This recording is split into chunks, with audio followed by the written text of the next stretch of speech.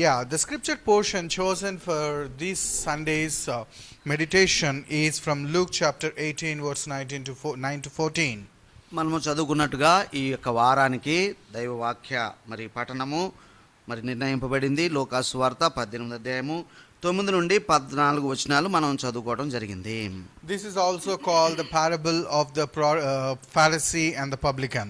So ఇది మరి సర్వసాధారణంగా మనము ఆ యొక్క మరి సుంకరి అలాగే ఆ యొక్క పరిసయుడి యొక్క ఉపమానం అని మనం మామూలుగా పిలుస్తూ ఉంటాం. Jewish people like to call the tax collector as publican. మరి సుంకరులను ఏమంటే సుంకర్లు ఈ యొక్క పన్నులు వసూలు చేసే వృత్తి చేసేవారిని సుంకర్లనే పేరు పెట్టారు యూదా సమాజంలో. So children, the publican means tax collector.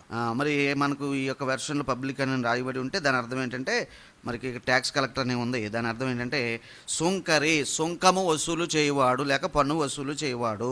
It's a very familiar scripture to us.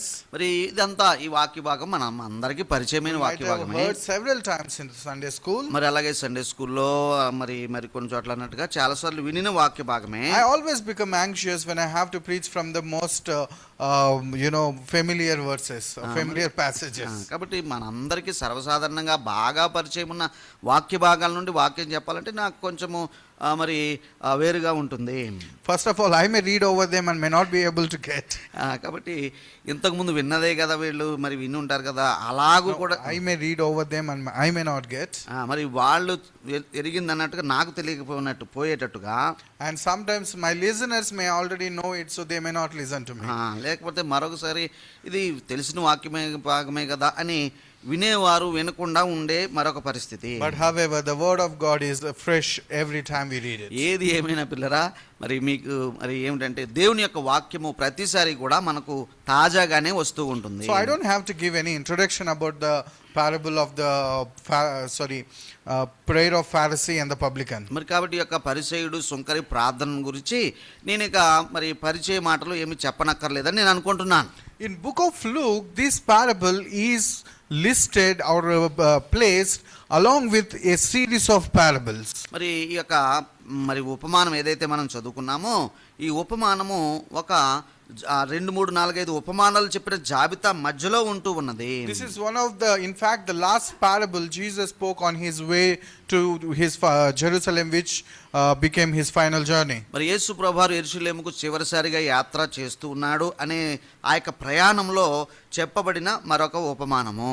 And then this has been placed right after Luke chapter 15, where we see the parable of the lost son. మరి అలాగే ఈ యొక్క 18వ అధ్యాయంలో ఉన్న యొక్క సంఘటన 15వ అధ్యాయంలో ఉన్నటువంటి ఆ యొక్క మరి దూరదేశం వెళ్ళిపోయిన కుమారుడు అనేటువంటి ఆ యొక్క ఉపమానం తర్వాత అన్నట్టుగా వస్తూ ఉంటుంది, ఈ సిరీస్ లో వస్తూ ఉంటుంది. If you look at both parables, they have lot of similarities, especially the thematic connection. మరి ఈ రెండు ఉపమానాలు గనక మనం దగ్గరగా పెట్టి చూసినట్లయితే ఈ యొక్క వేదాంత సరళిలో రెండు ఉపమానాల్లో చాలా మరి పోలికలు ఉంటున్నాయి.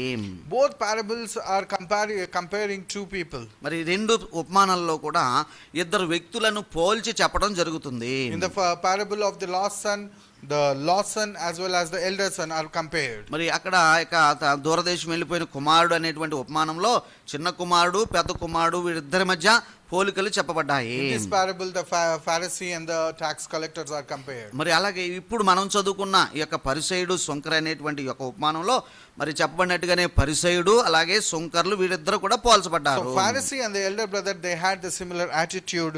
They were self-righteous and proud.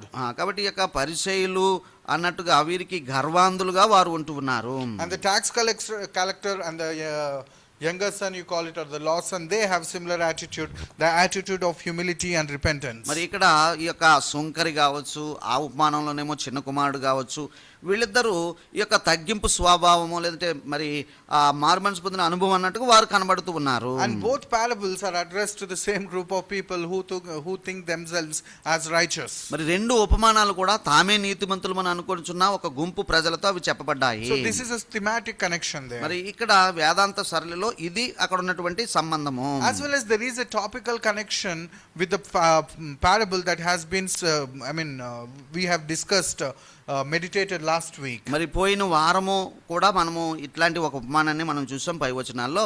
దానితో కూడా ఒక సంబంధం ఉంటూ ఉన్నది. Which is known as the parable of the persistent widow. మరి అక్కడ పట్టు విడవక మరి బ్రతిమాలుకున్నటువంటి ఆ యొక్క విధవరాలి యొక్క ప్రార్థన అనే అంశాన్ని మనం చూసాం కదా. And last week Nelson Anna suggested the title was I like the title. It was prayer to retain faith. మరి విశ్వాసమును కాపాడుకునే ప్రార్థన అనే ఒక టైటిల్ ని సోదరుడు అనిల్ గారు నాకు సలహా ఇచ్చారు. So that was talking about prayer. మరి అక్కడేమో ఆ వచనాల్లో 18వ అధ్యాయంలోని మొదటి ప్రారంభంలో ఉన్నట్టుగా ప్రార్థన గురించిన వివరాలు మనకు కనబడుతున్నాయి. Specifically perseverance in prayer. మరి ముఖ్యంగా ప్రార్థనలో పట్టు విడవకుండా ప్రార్థన చేయటం అనేటువంటిది. And this parable is speaking about the spirit of prayer. మరి ఈ యొక్క ఇప్పుడు ఈ రోజు చదువుకున్న వాక్య భాగంలో ప్రార్థనలో ఉండాల్సిన ఆ యొక్క భావమును కూర్చున్నటువంటి వివరం మనకు కనబడుతుంది. Last time it was said how to pray. మరి పోయినసారి చూసిన ఉపమానంలో ఎలా ప్రార్థన చేయలేదనేది మనం చూసుకున్నాము. And in this parable in what spirit do we have to pray? మరి ఏ రకమైన మనోభావంతో లేక భావంతో అన్నట్టుగా మనం ప్రార్థన చేయాలనేది ఈ రోజు చదువుకున్న వాక్య భాగంలో మనం చూడవచ్చు. These are the textual connections we can see in this in the scripture. మరి కాబట్టి పై ఉపమానము కింద ఉపమానం ఈ యొక్క మరి వచన సంబంధాన్ని ఇట్లా మనం చూస్తూ ఉన్నాము. This parable is a unique parable. ఈ యొక్క ఉపమానం మరెక్కడా కూడా కనబడదు. And this is the only parable where a Pharisee is one of the characters. మరి ఇక్కడ పరిసయ్యుడే ఒక మరి పాత్రధారిగా చెప్పబడిన ఒక ఉపమానం ఇది. In no other parables there is any Pharisee was a character in the parable and it was addressed to the parable Pharisee itself. మరి మిగిలిన ఉపమానాలు చూసినట్లయితే పరిసయ్యుల గుంపు కన్నట్టుగా ఆయన అడ్రస్ చేశాడు లేదంటే చెప్పడం జరిగింది. కానీ ఈ ఉపమానంలో పరిసయ్యుడినే ఒక పాత్రగా చెప్పి ప్రభు మరి ఉపమానం చెప్తూ ఉన్నారు. And it was addressed to the Pharisees only. అలాగే పరిసయ్యుడే పాత్రగా ఉన్నాడు. అలాగే పరిసయ్యులకే మరలా చెప్పబడుతూ ఉన్నది ఈ యొక్క ఉపమానము. And this is the only parable where a tax collector also included. మరి అలాగే ఈ యొక్క ఉపమానంలోనే ఒక సొంకరి కూడా మరి పాత్రగా చెప్పబడ్డాడు. These characters were never used in any other parables. మరి మీరు గమనించినట్లయితే మిగిలిన ఏ ఉపమానంలో కూడా పరిసయ్యులు అలాగే సొంకర్లు అనేటువంటి ఈ వ్యక్తులను కథాపాత్రలుగా యేసుప్రభు అన్నాడు ఉపమానంలో చెప్పలేదు. Many times the moment we think about Pharisees we think they are religious but bad people. మరి పరిసయ్యులను గురించి మనం అనుకుంటాము వారు భక్తిపరులే కానీ వారి అలవాట్లు మంచివి కాదన్నట్టుగా మనం అనుకుంటూ ఉంటాము. Pharisees are not bad people, they are very good people. చూడండి పరిసయ్యులను గూర్చినటువంటి మన అభిప్రాయము అలా ఉండకూడదండి. ఎందుకంటే పరిసయ్యులు నిజానికి మంచివారు. They are religious elites. మరి వాళ్ళు ఆ యొక్క మత సంబంధమైన విషయాల్లో చాలా నిష్ఠగా ఉండేవారు. And they strictly observe the law and the traditions. మరి ఆ యొక్క మత సంబంధమైన మరి ఆచారాలను ధర్మశాస్త్రాన్ని తూచా తప్పక పాటించేవారు. Known for their public display of their devotion. అయితే వాళ్ళు బహిరంగంగా వాళ్ళ భక్తిని కనపరుచుకునే ఒక విధానం ఉండేది. But these tax collectors are generally categorized as the sinners. అయితే సొంకర్ల విషయాన్ని చూసినట్లయితే వాళ్ళు బాహాటంగానే వీళ్ళు పాపులు అనే పేరు వారికి ఉన్నది. Many places you will come across the statements like tax collectors and sinners. People question Jesus, why are you sitting with tax collectors and sinners? Because they belong to one category called sinners, bad people. That's all. మీ ప్రభు ఎందుకు సొంకర్లతోనూ పాపులతోనూ తిని త్రాగుచున్నాడన్న ఆ యొక్క మాటలు మిగిలిన భాగాల్లో మనం చూస్తాం కదా. సొంకర్లంటే వీళ్ళు పాపుల గుంపు అనేది సర్వసాధారణ అభిప్రాయము. So we have already read the parable, so I would like to focus on the prayers of this content of the prayer of these two parables. కాబట్టి ఈ యొక్క ఉపమానాన్ని మనం ఎంతవరకే చదువుకున్నాం కనుక ఈ యొక్క ఇద్దరు చేసిన ప్రార్థనలో ఉన్న విషయాన్ని మనం చూడబోతున్నాము. And then we'll examine what is the problem with them. మరి అక్కడ ఉన్నటువంటి సమస్య ఏమిటో మనం కనుగొనబోతూ ఉన్నాము. And Pharisee began his prayer with thanksgiving but quickly turned into condemnation of others. చూసారా పరిసయ్యుని యొక్క ప్రార్థన చూడండి. ప్రభువా వందనాలు వందనాలు అంటూ కృతజ్ఞతాస్తుతులు చెల్లిస్తూ తర్వాత అది మారిపోయింది, దారి మారిపోయింది అన్నట్టు కనిపిస్తుంది. And if you observe this we understand that he feels righteous because what others are or what others are not. చూడండి ఇతరులు ఏమై ఉన్నారో లేక ఇతరులు ఏమి కాలేకుండా ఉండినారో దానిని బట్టి నీకు స్తోత్రాలు ప్రభు అన్నట్టుగా మాట్లాడుతున్నాడు. He feels righteous in himself because of what others have done or what they have not done. మరి ఇతరులు చేసే పనుల విషయంలోనూ లేక వారు చేయలేకపోతున్న మరికొన్ని విషయాలను పోల్చుకున్నట్టుగా నేను మంచివాడిని అన్నట్టుగా చెప్పుకుంటున్నాడు. And then he stood by himself and he prayed to God saying, God, I thank that I am not like the other people, robbers, evildoers, adulterers, or even like this tax collector. 11వ వచనంలో ఇలా చదువుతున్నాం, పరిసయ్యుడు నిలబడి, దేవా నేను చోరులను అన్యాయస్తులను వ్యభిచారులైన ఇతరుల మనుషుల వలనైనను ఈ సొంకరి వలనైనను ఉండనందుకు నీకు కృతజ్ఞతాస్తుతులు చెల్లించునని ప్రార్థిస్తున్నాడు. And in fact, this, if you observe this, even like this tax collector, that's the word used. చూసారా, ఈ సొంకరి వలనైనను ఉండనందుకు, ఆ మాట చూడండి, పక్కనున్న ఆయన్ని పోల్చుతూ ఉన్నాడు. Which tells that he is able to see the tax collector sitting there and was praying. అంటే దాని అర్థం ఏంటంటే ఈ పరిసయ్యుడు ప్రార్థన చేస్తున్న సమయంలో సొంకరి కూడా అక్కడెక్కడో దూరంగా నిలబడి అన్నట్టుగా ప్రార్థన చేయడం ఇతడు చూస్తున్నాడు. He noticed him. అతడు గమనించాడు. And he pointed to him. మరి అతన్ని 2-3 సార్లు పరిశీలనగా చూసి ఉండవచ్చు. No, he is pointing to him and saying. So లేదంటే చెయ్యెత్తి అన్నట్టుగా మరి పాయింట్ చేసినట్టుగా మాట్లాడుతూ ఉన్నాడు. How, what a what we call it, what sort of despising is this? He ridiculed him in such a level.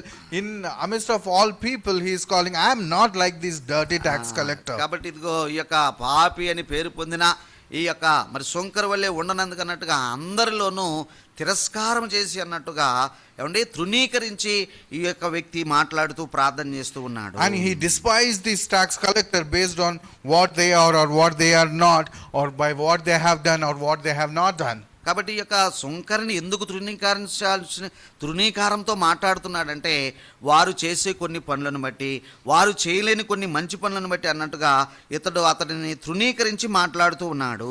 And then he felt righteous because of what he has done or what he has not done.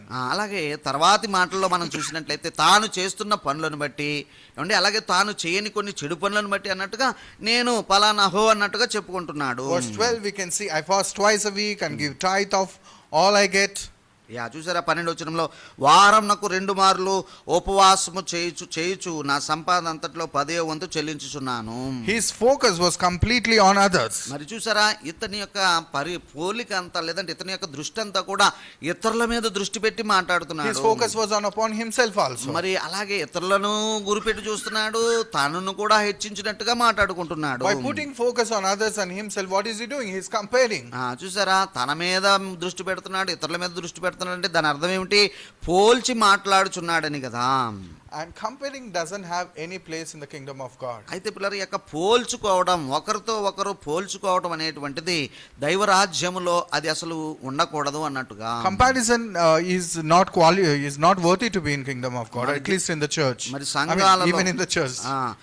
దేవుని రాజ్యములో అది పనికిరాని పని. అలాగే సంఘములలో కూడా ఉండకూడని పని ఏమిటంటే ఈ ఒకరితో ఒకరు పోల్చుకోవడం అనేటువంటిది. If you compare, only 2 things happen. మరి పోల్చినప్పుడు పిల్లరా ఒక 2 విషయాలు మాత్రమే జరుగుతాయి. Either you will become proud because you are better than the other person. మరి ఇతరుల కంటే నీవు శ్రేష్ఠువు గనుక నీకు కొంచెం కొమ్ములు వస్తాయి, లేదంటే గర్వం వస్తూ ఉంటుంది. Or you will become depressed because you are not equal to the other people.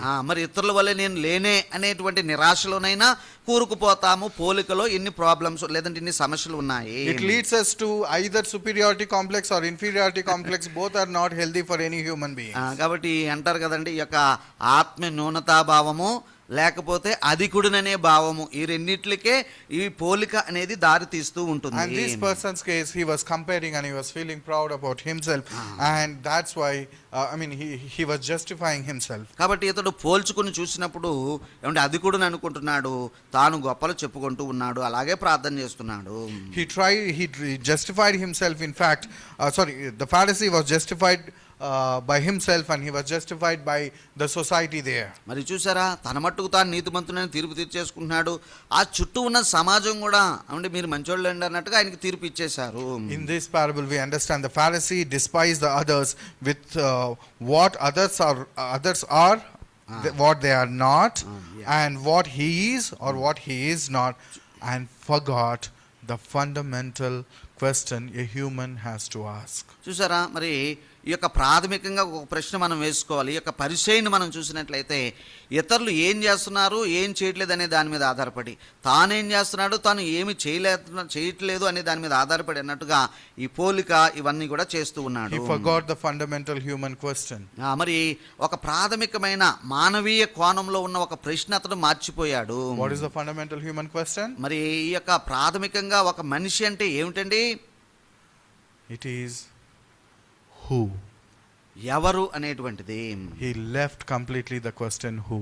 మరి ఎవరు అనేటువంటి ఆ యొక్క భాగాన్ని అతడు పూర్తిగా విడిచిపెట్టాడు. He is focusing only on what or what is not. మరి ఏమిటి ఏమిటి కాదు ఈ రెండిటి మీదే తన యొక్క దృష్టి అంతా పెట్టాడు కానీ ఎవరు అనేటువంటి విషయాన్ని అతడు విడిచిపెట్టాడు. That's why he justified himself. అందుకనే తనను గురించి తాను నీతిమంతుడని తీర్పు తీర్చుకుంటూ ఉన్నాడు. Let's look at the publican's prayer for a few minutes. మరి ఈ యొక్క ఇక్కడ ఉన్నటువంటి సుంకరి ప్రార్థన కూడా 1-2 నిమిషాలు మనం పరిశీలన చేద్దాం. And the tax collector's prayer was very small but it is repetitive. చూసారా, ఈ యొక్క సుంకరి చేసిన ప్రార్థన చిన్నగానే ఉన్నది కానీ మాటి మాటికి మరలా చెప్తున్నాడు అన్నట్టుగా కనబడుతుంది. He says, God have mercy on God be merciful to me a sinner. చూడండి అతడు ప్రార్థన ఎలా ఉందో చూడండి. దేవా పాపినైన నన్ను కరుణించుమని పలికెను. Where is his focus? మరి ఇతని యొక్క దృష్టి ఎలా ఉందండి? His focus is completely on who? One is God, the other person is himself. There is nothing discussed about what they have done and what they have not done. Completely discussed about who they are. చూసారా, వారు ఏమై ఉన్నారో, తాను ఏమై ఉన్నాడో, లేక దేవుడు అనేటువంటి విషయాన్ని ఇతడు గురిపెట్టి చూస్తున్నాడు కానీ తాను ఏం చేస్తున్నాడో ఏం చేయట్లేదో అనే విషయాలు మాత్రం ఇతడు మాట్లాడదలుచుకోలేదు. At the same time he was not as Pharisee was glorifying his righteousness, he is not glorifying his sinfulness also. చూసారు, అలాగే ఇంకొకటి కూడా మనం గమనిస్తే ఈ పరిసయ్యుడేమో తన యొక్క భక్తిని గొప్పగా చెప్పుకున్నాడు, మరి ఈ సుంకరు కూడా తన పాపాన్ని గొప్పగా చెప్పుకోలేదు. మరి ఇక్కడ he is not at all looking at his మరి అసలు ఆ విషయాల్నే అతడు ప్రస్తావనకు తీసుకుని రావడం లేదు. He realized he is a sinner before God. He needs to be at the foot of Jesus and he needs mercy from God, so he asked for mercy. చూసారా, కనికరము కావాలని అతనికి తెలిసిపోయింది. నేను పాపినని తెలుసుకున్నాడు. ప్రభు దగ్గర కనికరం అడగాలన్న ఆ ప్రార్థన మాత్రమే ఇతడు చేస్తూ ఉన్నాడు. This symbolizes humility and repentance. మరి ఈ యొక్క ఇది దేనిని చూపిస్తుందండి?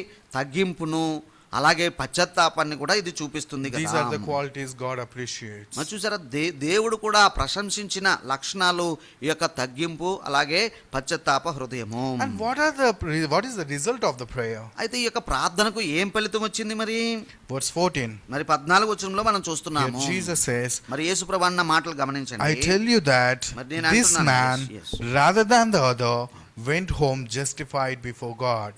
చూసా 14వ వచనంలో, మరి అతని కంటే ఇతడు నీతిమంతుడిగా తీర్చబడి తన ఇంటికి వెళ్ళనని మీతో చెప్పుచున్నాను. The publican, the tax collector was justified. ఈ యొక్క సుంకరి పాపి అని పిలువబడిన వాడు ఇతడు నీతిమంతుడిగా తీర్చబడ్డాడండి. Here it's so interesting to see the kind of words Jesus was using. మరి ఇక్కడ యేసు ప్రభు వారి యొక్క పదజాలాన్ని కూడా గమనించండి. అవి కూడా ఎంతో గమనార్హంగా లేదంటే చూడదగినగా ఉన్నాయి. In this parable the activity is prayer. మరి ఇక్కడేమో ప్రార్థన అనే అంశం చర్చించబడుతుంది కదా. The activity work. ఆ యొక్క ఇక్కడ చేయబడుచున్న క్రియేమో ప్రార్థన కదా.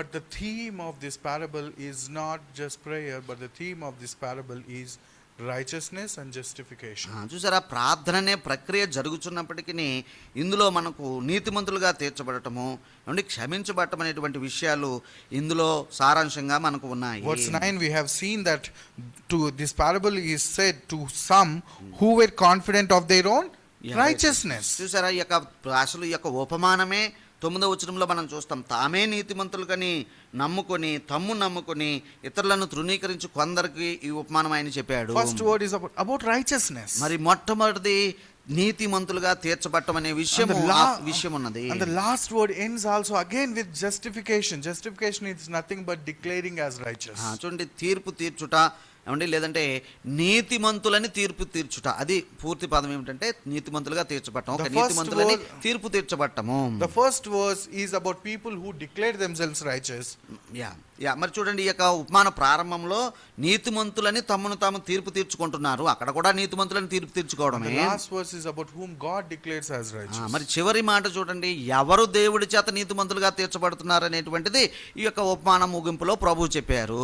Here comes the most interesting part of the parable. అయితే ఇక్కడ ఉందండి అసలు సిసలైన ఈ యొక్క ఉపమానంలోని భాగము. Why this righteousness has anything to do with this attitude of prayer? చూడండి, నీతిమంతులుగా తీర్చబడటం అనే యొక్క విషయం ఏదైతే ఉన్నదో ఇది ప్రార్థన అనే ఆ వైఖరితో ఎందుకు ముడిపెట్టబడి ఉన్నది.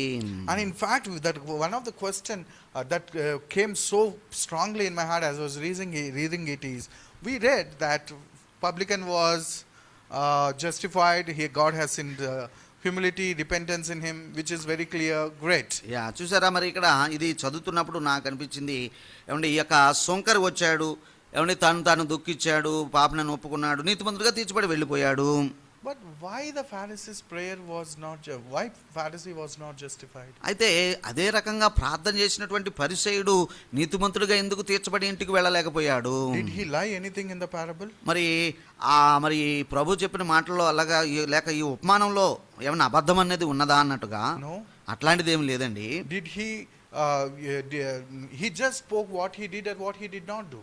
మరి అతడు మా పరిసయ్యుని ప్రార్థన ఎలా ఉంది, తాను ఏం చేశాడు, తను ఏం చేయలేదు, ఆ విషయాలు మాట్లాడుకుంటూ ప్రార్థన చేసేసాడు. And he was feeling better because definitely he is striving his best to be not to be like the other people. మరి ఇతరుల వలె ఉండనందుకు తాను శ్రేష్టంగా ఎలా ఉండగలడో ఆ ప్రయత్నం అంతా చేస్తున్నాను ప్రభువా, నేను ఇది చేస్తున్నాను అది చేస్తున్నాను ప్రార్థన చేసేసాడు. What is wrong in that? మరి అందులో మరి తప్పు ఏమి కనబడుతుంది? మరి why was he not justified? అయితే అతడు ఎందుకు నీతిమంతుడిగా తీర్చబడి ఇంటికి వెళ్ళలేకపోయాడు? In order to understand that, మరి అది అర్థం చేసుకోవడానికి we need to understand what righteousness is according to the teachings of Christ. మరి క్రీస్తు యొక్క బోధల ప్రకారము నీతిమంతులుగా తీర్చబడటం అంటే ఏమిటో అర్థం చేసుకోవాల్సి ఉంటుంది. According to the gospel and the Bible, what righteousness is? మరి బైబిల్ ప్రకారంగా లేక సువార్త విషయంలో దేవుని చేత నీతిమంతులుగా తీర్చబడటం అంటే ఏమిటో మనం అర్థం చేసుకోవాలి. I have 3 points for that. మరి దాని కొరకు ఒక 3 విషయాలు చెప్తాను. Number 1, మొట్టమొదటిది, Christian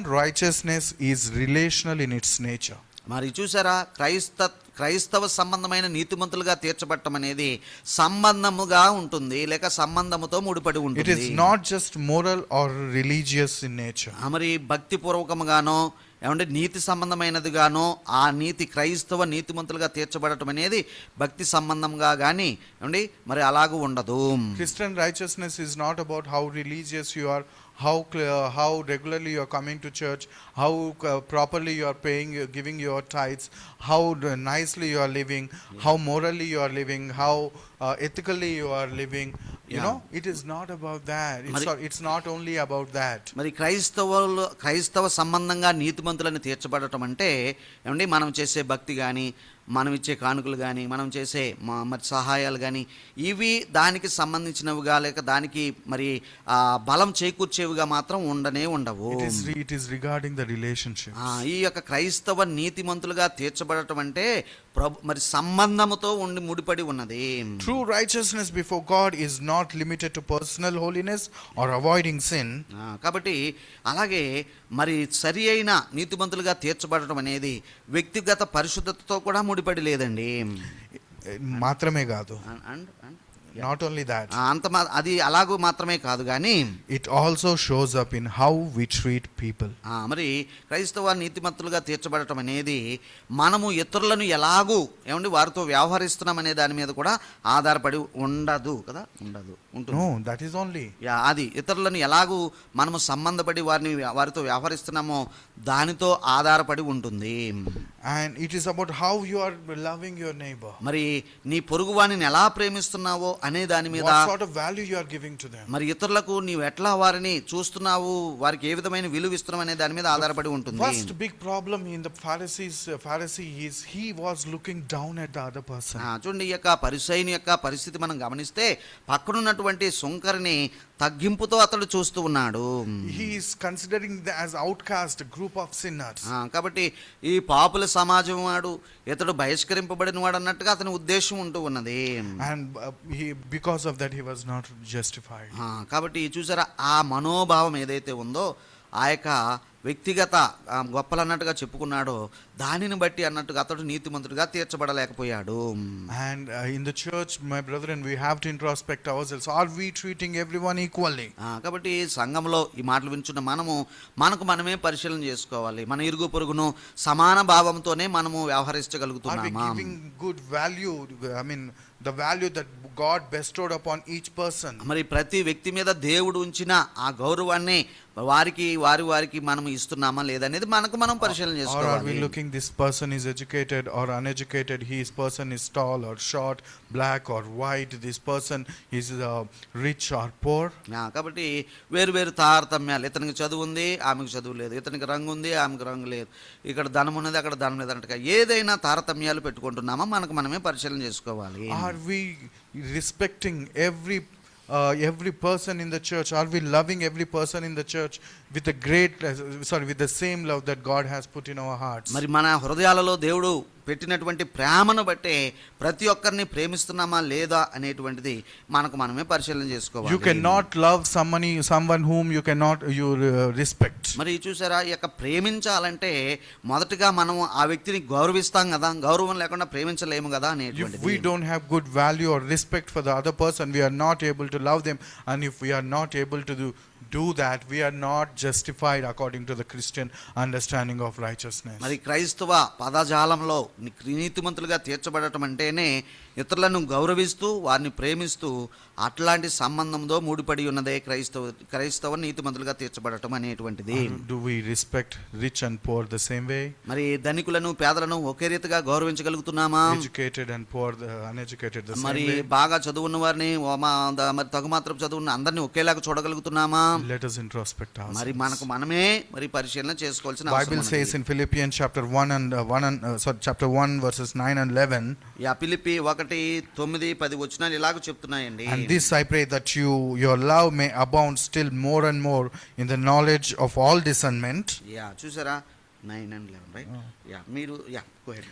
Being filled with the fruits of righteousness which are by Jesus Christ, to the glory and praise of God. ఫిలిప్పీలకు రాసిన పత్రిక 1:9-11 వచనాలు తెలుగులో కలిపి ఉన్నాయి చూడండి. మీరు శ్రేష్టమైన కార్యములను వివేచింపగల వారగుటకు మీ ప్రేమ తెలివితోనూ సకల విధములైన అనుభవ జ్ఞానంతోనూ కూడినదై అంతకంతకు అభివృద్ధి పొందవలననియు, ఇందువలన దేవునికి మహిమయు స్తోత్రమును కలుగునట్లు మీరు క్రీస్తు యేసు వలనైన నీతి ఫలములతో నిండుకొనిన వారై క్రీస్తు దినమునకు నిష్కపటులను నిర్దోషులను కావాలని ప్రార్థించుచున్నాను. First he says you may abound in love. మరి నీతిలో వర్ధిల్లండి అని చెప్తూ ఉన్నాడు. What is abounding in love? మరి నీతిలో విస్తారం చెందటం అంటే అర్థం ఏమిటి? That is bearing the fruit of righteousness. ఆ నీతి ఫలమును ఫలించటమే ఆ యొక్క నీతిలో లేక ప్రేమలో వర్ధిల్లటము. When we have the fruit of righteousness, we will be loving everyone. ఆ నీతి ఫలములలో మనం ఎప్పుడైతే వృద్ధి పొందుతామో మనము ప్రతి ఒక్కరిని ఏకభావంతో సమాన భావంతో మనం ప్రేమిస్తాం. And Philippians chapter 2 verse 3, it says, in lowliness of mind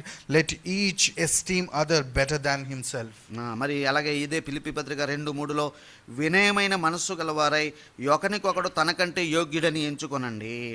And let me tell you the second point now. మరి ఇప్పుడు రెండవ భాగానికి నేను వస్తున్నాను. And which we have slightly discussed before, that is love is the visible fruit of righteousness. చూసారా, ప్రేమ చూపుట అనేది నీతిమంతుడుగా తీర్చబడ్డావనే దానికి కనబడే ఫలమై ఉన్నది లేక సాదృశ్యమై ఉన్నది. If you are righteous, justified, then you will be loving people. కాబట్టి నీవు నీతిమంతుడిగా తీర్చబడి ఉండినట్లయితే మరి ఆ యొక్క ప్రేమ చూపే ఆ సాదృశ్యము లేక సాక్ష్యం నీ దగ్గర ఉంటుంది. Your righteousness will be seen through this. మరి ఈ యొక్క ప్రేమించడం అనే అంశం ద్వారానే నీవు నీతిమంతుడు అనేటువంటి విషయం కనబడుతుంది. 1 John chapter 3 verse 10, John says, మరి యోహాను 13:3లో భక్తుడైన యోహాను కూడా ఇలా చెప్తున్నాడు. In this the children of God and the children of devil are manifest. Whoever does not practice righteousness is not of God. And then comes the interesting word. Nor is he who does not love his brother. చూడండి, that is 3:10 first John. Okay, మొదటి యోహాను పత్రిక 3:10 అండి. మొదటి యోహాను పత్రిక 3:10 ఇలాగ మనం చూస్తున్నాము. ఇదిగో దీనిని బట్టి దేవుని పిల్లలు ఎవరో అపవాది పిల్లలు ఎవరో తేటపడును. నీతిని జరిగించని ప్రతివాడును తన సహోదరుని ప్రేమింపని ప్రతివాడును దేవుని సంబంధులు car. Here we see that Bible links righteousness and love as inseparable qualities. ఈ యొక్క వచనాన్ని బట్టి మనము గమనించగలిగింది ఏంటంటే ప్రేమను నీతిమంతులుగా తీర్చబడటం అనేటువంటి విషయాన్ని బాగా కలగలిపినట్టుగా ఈ వచనం మాట్లాడుతుంది. A person who is truly righteous will also love others. మరి చూసారా, ఒక వ్యక్తి మరి నిజంగా నీతిమంతుడై ఉన్నప్పుడు అతడు మరి హృదయపూర్వకంగానే ఇతరులను ప్రేమిస్తాడు. Our relationship with God is shown by how we treat people, and righteousness is lived out through love, forgiveness and compassion. మరి కనికరము, ఆ యొక్క నీతిమత్వము, మరి ఈ విషయాలలోనే మనము ఎలా ఉంటున్నామనేది, మరి ఇది ఎలాగ ఇతరులను ప్రేమిస్తున్నాం అనే దానితో సంబంధపడే మనం ఎంత నీతిమంతులమనేది సంబంధపడి ఉన్నదని మనం So we గమనించాలి. learn that how we treat people is inseparably related to our righteousness. కాబట్టి దాని అర్థం ఏమిటంటే, మరో మాటలో మరోసారి చెప్పాలంటే ఏమండి, మనము ఇతరులను ఎలాగూ ప్రేమించగలుగుతున్నాము లేక ఎలా వ్యవహరించగలుగుతున్నాం అనే దాని మీద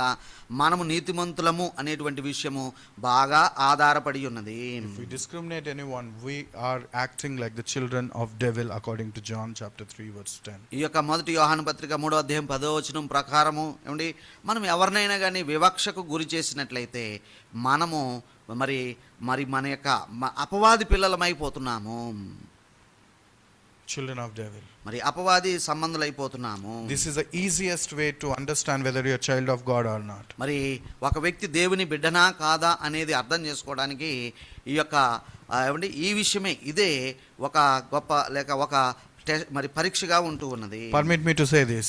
మరి ఇంకో మాట కూడా నన్ను చెప్పండి, అనుమతిని. The easiest way and one of the best methods to check whether you are saved or not is by looking at you whether you are equally treating and loving without discrimination or not. వివక్ష లేకుండా ఏ వ్యక్తినైనా ఎవరినైనా సమాన భావంతోనూ సహోదర భావంతోనూ చూడగలుగుతున్నావా లేదా అనే దాని మీదనే నీవు నీతిమంతుడుగా ఉన్నావా లేదా అనేది మనము చెప్పవచ్చును. Pharisee failed to do that. మరి ఈ యొక్క పరిసయ్యుడు ఆ పరీక్షలో fail అయిపోయాడండి, విఫలమయ్యాడు. And the last point is this. మరి చివరి మాట ఏమిటంటే, our relationship with God shapes our relationship with others. మరి దేవుడితో మనం ఎలాగైతే సంబంధం కలిగి ఉంటామో దాని మీద ఆధారపడి మనం ఇతరులతో ఎలాగ సంబంధం కలిగి ఉంటామో అది ఆధారపడి ఉంటుంది. 1 John chapter 4 verse 20 says, if someone says I love God and hates his brother, he is a liar.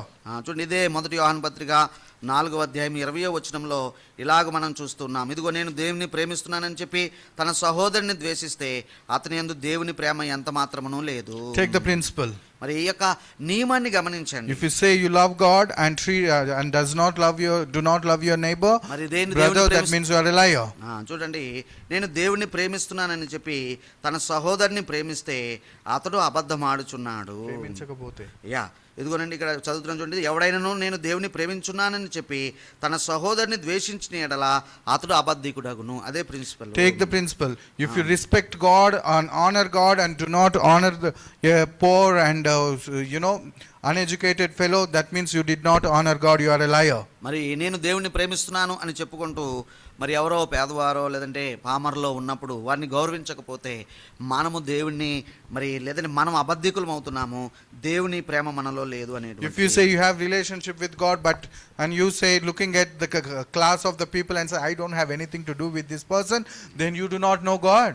చూడండి, నీవు దేవుని ప్రేమిస్తున్నానని చెప్తున్నావు, ఎవరో పేదల గుంపో ఎక్కడో మరి చూసావు, వీళ్ళతో నాకు ఏ సంబంధం లేదనుకున్నట్లయితే నీవు అసలు దేవుని ప్రేమించినట్టే లెక్క.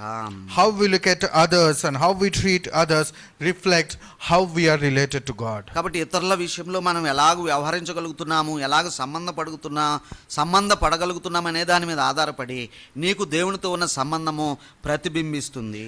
Pharisee was not justified because he looked at the tax collector with discrimination and he despised him. వివక్షతో చూశాడు సొంకరిని పరిసయ్యుడు గనుక తనను తగ్గింపు భావంతో చూశాడు కాబట్టి పరిసయ్యుడు ప్రార్థన చేసినప్పటికీ అతని ప్రార్థన ద్వారా అతడు నీతిమంతుడిగా తీర్చబడలేకపోయాడు. It is very hard. మరి ఎంత విచారకరమండి. It's for me also. మరి నా విషయంలో కూడా అన్నట్టుగా. But can we take a challenge? అయితే ఒక ఛాలెంజ్గా దీన్ని మనం తీసుకుందాం. To not to discriminate. మరి ఎవరిని ఏ రకమైన వేరు భావముతో చూడకుండానట్లు. That is when we will be able to have the joy of salvation. We will be able to have the confidence that we are saved. మరి రక్షణ ఆనందము, రక్షణ నిశ్చయత అనే మాటలు ఉన్నాయి చూడండి. ఎప్పుడైతే మనము అందరినీ ఒకే భావంతో చూడగలుగుతామో ఆ రక్షణ ఆనందము, ఆ రక్షణ నిశ్చయతను నీవు ఎంతో అనుభవిస్తావు. So in conclusion, మరి ముగింపుకు వచ్చానండి. the Pharisees' prayer built wall, the tax collector's prayer built a bridge. చూసారా, ఈ యొక్క సుంకరి ప్రార్థనేమో దేవునిని సంబంధపరచగలిగింది. మరి అదే సమయంలో పరిసయ్యుని ప్రార్థన ఒక ఆటంకాన్ని ఏర్పరిచింది. The true righteousness that does not just make us right with God, it changes how we see and treat other people. It makes us right with our neighbors as well. మరి దేవునితో సంబంధపడి ఉన్నాను, దేవుని చేత నీతిమంతుడిగా తీర్చబడి ఉన్నానన్న వ్యక్తి ఇతరులతో కూడా తన సంబంధాన్ని సరైన రీతిలో ఉంచుకుంటాడు. When our hearts are humble before God, మరి మనము తగ్గింపుతో దేవుని ముందుకు వచ్చినప్పుడు we stop comparing మరి ఇతరులతో పోల్చుకోవటం మానివేసి and we start caring. మరి పోల్చుకోవటం మానివేసి ఒకరిని ఒకరు ప్రోత్సహించుకోవటము, శ్రద్ధ చూపటం మనం చేయాల్సి ఉంటుంది. The proof of a justified heart is not pride in our goodness, but in the mercy that we show towards others. మరి నేను ఇంత నీతిమంతుడిని అంత నీతిమంతుడిని అని చెప్పుకునే దానికి పరీక్ష ఏమిటంటే ఇతరులకు మనం ఎంత కనికరం చూపుతున్నామో దాని మీదనే ఆధారపడి ఉంటుంది. How we relate to people reveals how real our relationship with God is. మరి ఇతరులతో మనం ఎలాగో సంబంధపడి ఉంటున్నామో, ఎంతగా సంబంధపడి ఉంటున్నామనే విషయమే మనము దేవునితో ఎంతగా సంబంధపడి ఉన్నామనేటువంటిది తెలియజేస్తుంది. So I would like to call this parable. కాబట్టి ఈ యొక్క ఉపమానానికి ఒక మరి శీర్షిక ఇవ్వాలంటే I would like to call it parable of justified heart. Justified heart. Okay. మరి ఆ యొక్క ఈ యొక్క నీతిమంతుడిగా తీర్చబడిన హృదయ ఉపమానము అనేటువంటిది, నీతిమంతులుగా తీర్చబడిన హృదయము. May the Lord grant His grace to each and every one of us, so that we may be able to reflect the love, humility, grace He has shown towards us.